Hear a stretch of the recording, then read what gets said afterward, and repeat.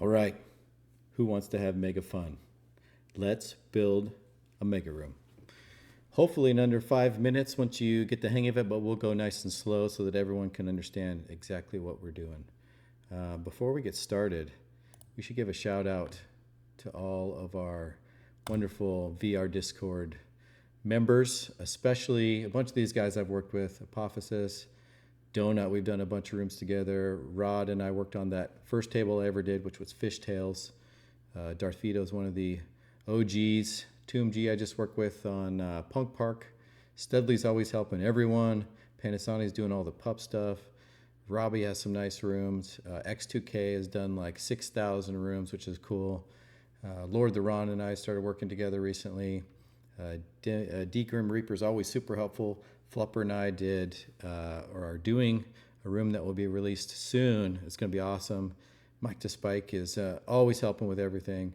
Joe and Merlin have worked on a bunch of tables together. So anyways, we have a great group of guys, and they're all super helpful, all super nice, and everyone's doing everything for free. So you have no reason not to like any stuff that you see from these guys here. All right, so let's get started. So the first thing you should do is download a room, and this is a great room. If you search on Sketchfab for Jedi Council, you'll find this room. And the nice thing about this room is a couple things. One, it's pretty small, 64,000 triangles. Two, it's free, which is always nice. And three, it is pre-baked, which means you don't have to do any lighting. You don't have to do any UV editing. It's just ready to go. And that's why I chose it, because it's super simple. So if you go ahead and just download that blend file, we can get started. The other thing you will want to do, if you don't have Blender, obviously you need to install that, but then you need to install this add-on, because this add-on has been super helpful for me, Blender Super Batch Export. And what it does is, let's say your room had 200 objects. You press one button and it exports all those objects in one fell swoop, and I don't think that Blender can do that on its own, and so this is a nice add-on that is super helpful. For today's model, it only has 6 objects, which is cool, but if you have a big room, it'll save a lot of time. So you download that room, you download this add-on and install it, and then we will open up. So when you download it, it comes like this zipped. If you unzip it, it'll look something like this. Actually, let me go ahead and unzip it so you can see. It always is categorized a little strange, so I typically take the blend file and pull it out of that source folder, and then usually it can find these textures a little better. So if we look inside, it's got the textures all pre-baked, so all the lighting, all the materials, everything is already baked in, so super easy to do. If you open one of these, what you will notice is that you can see the shadows are already baked in. You can see a shadow, say, here, and a shadow here, so we don't have to do any of that lighting. They're ready to go. All right, so let's take a look. Let's open that blend file. So when you open it, you can see it's got 7 objects there. One of those objects, if we zoom out, we can't see the background or the animated object, so we just increase the view there. And what you'll see is it does have some animated ships flying around. We don't have time to go through that today, so what I'm going to do is go ahead and just delete that. We'll keep the background, and we'll keep all 6 objects that are here, and you can see they're named here. And you can also see that it does have those shadows, like over here, pre-baked in. They're already there. Normally you'd have to add a light or something to see those. You'd have to create your own lighting, but today with this room, it's already, the author has made it super easy for us. The only thing I would do is I would rename all these. You want to stay as organized as possible. And I want to make sure that all of my VR stuff stays separate and easy to identify, so it doesn't get mixed up with all of the table items.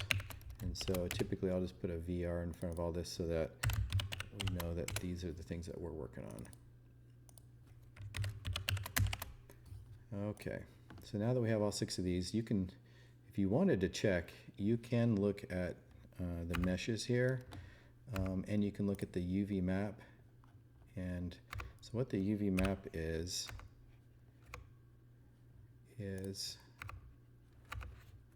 you can see, so all the UV maps, so the UV map tells which parts of the image go to which parts of the mesh. And so if we just highlighted, say, this section here, typically it would show up over here. So if we highlight these, it'll show you where those images are on this, the baked image here.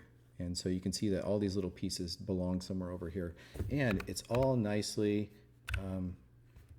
this entire UV map is nice and full. It covers all the objects. You don't have pieces sticking out, and so you don't have to do any of the UV map stuff. So if sometimes you download a model and you have to do a lot of UV map editing and baking, and so not with this object.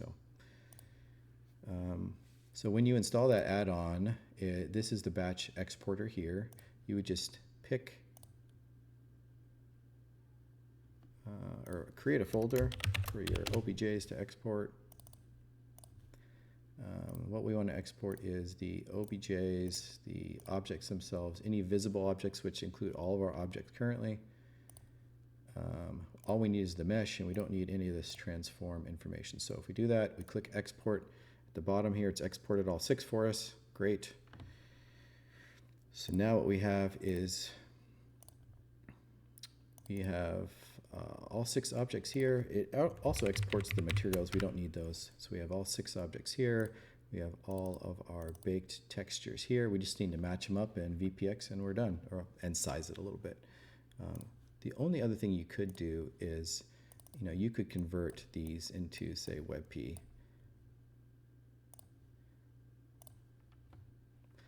And so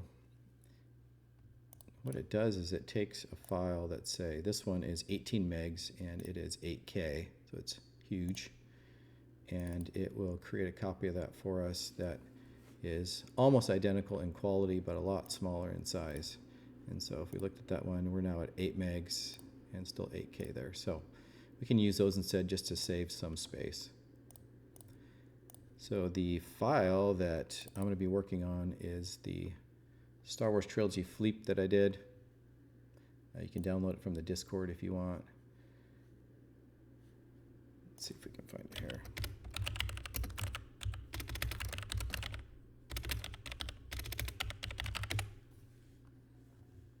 And there it is. So you could go here if you want to follow along exactly. You could download this file.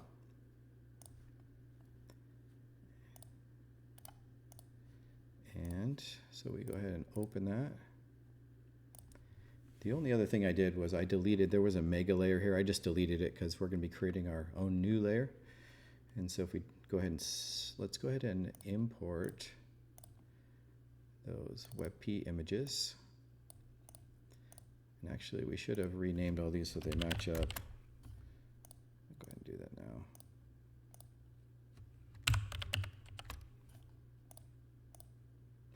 I think this VR Coruscant is the one that says VR background there. But it's really nice to keep it organized because otherwise it gets really messy, especially if you have a lot of objects. Okay, so we will import those. And what we'll do is create a new mega layer. You can call it whatever you want, maybe VR Council. And we'll go to table, and we'll go to insert and primitive. And you can put that anywhere you want. And we will name it whatever you want. We'll be changing that in a little bit. We don't need static rendering or reflections. We do need a material, no extra shading light. If that's not in your current file, VPX file you're working on, you can always go to one that has it, like this one even. Go to Material Manager. You can export that material. Then you can import it into your new table, and then it will show up as an option for you. Most of the VR rooms, when you bake them, are dark for some reason. So using no extra shading light is a good kind of starting point to get it to the right brightness. Position, so the table is off by 6 degrees. So you want to put 96 if you want true level. And you need it to be a toy. That way it doesn't, it's very easy to render. It's not collidable. And so it'll be much faster. And that's all we need for our VR objects. So that's a good starting point. And if we double click and copy that, and then we'll paste it until we have all 6 objects. And to keep it super organized, what I like to do is, I used to have all my old tables, they just had Mega 1 to Mega 200 or however much it was. And then I realized it was very, very difficult to figure out which, if I needed to change one piece, well, which one is that piece? And so now to make it even more, it's a little cumbersome to rename them all, but it makes it super easy to identify later if we wanted to change, say, the chair or... So we'll just do that real quick, especially because there's only 6 of them.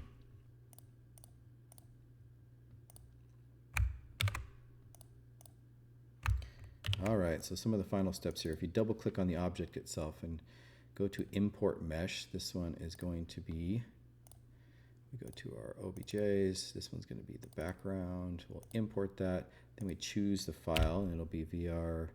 This is the Coruscant one. We'll go to the chairs.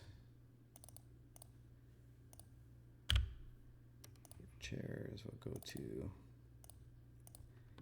the columns. We'll just do this for each one. You can see the room already filling in though.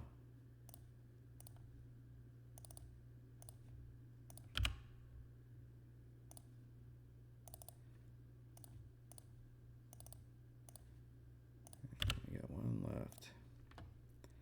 Last one is the floor. Okay, so if we go to look at it, we will have our room. It will have all of its textures. It'll look good, but it will be super small. So, I mean, you could play it like that, but it's a little weird. But anyways, if we go in and we look at it, everything looks great. It's going to be a very cool room. However, it's super tiny. And so what we need to do is to go out and make it bigger. So, I think the background that's way out here actually looks okay in and of itself. So I'm just going to make all these objects here. I'm going to highlight them all. And so we got all 5 of those highlighted. And if we go to X size, we can size it however we want. And this room, since I've done this tutorial before, I know it's going to be about 1500. So we'll go ahead and make that change now. And then we will look at it once again. And what you will notice is, yeah, it's looking about the right size. Now, you don't truly know until you put on your VR headset and get in there and say, oh, that's too big or too small, but it gives us a good starting point. However, the whole room is too high, so we need to bring it down some. And so the way to do that is to go to translate Y, and you can do like negative 1800 or so. And then we'll check and see where we're at there. And so you can see we're too high, so we overshot a little bit. And so if I bring the cab up, so, and you left click on the object and you can kind of scale it, I mean not scale it, but move it. So we wanted to put, say, it more in the middle of that circle, we could do that. You could double check, because when you move that, it actually, it adjusts the floor height quite a bit too. So we're just a fraction off. It's almost perfect. And so we go back in, instead of 1800, we could say like 1790. That'll probably put us perfect there. And so you could, yeah, it looks good. You could do some fine touches. I think I already adjusted some of the legs, because in my Star Wars Trilogy Rancor room, it was uneven, and so I made it so that the legs sat flat. But it'd be very easy just to take a leg, you know, move it up or down, get it true level, and then save it over here. So anyways, yeah, super cool. So that's it. Obviously, it would be a lot more complex if you had a model that didn't have lighting and needed to be baked. That, you know, adds a bunch of time. But if you can find a room that's pre-baked, at least you know kind of the basics of how to export those OBJs, how to line or match it up with the images, and then to size the room. The only other thing I could show you is we're dead center in this room. Let's say we wanted to rotate the room a little bit. This rotate Y is how you do that. So you could rotate it, say, 30 degrees, and that'll flip the room a little bit. And now if we go back in, so now we're facing in a slightly different direction. So you can play around with it, but super cool. So hopefully some more tutorials in the future about the baking, but that gets a lot more complicated. I'd like to add one at some point about animations. But hope you guys enjoyed it. That's how you do a room, and I hope to see a lot of new rooms showing up. It'd be nice if we had some Blender experts who could just create some sick rooms for us. But anyways, all right, hope that helps. Take care.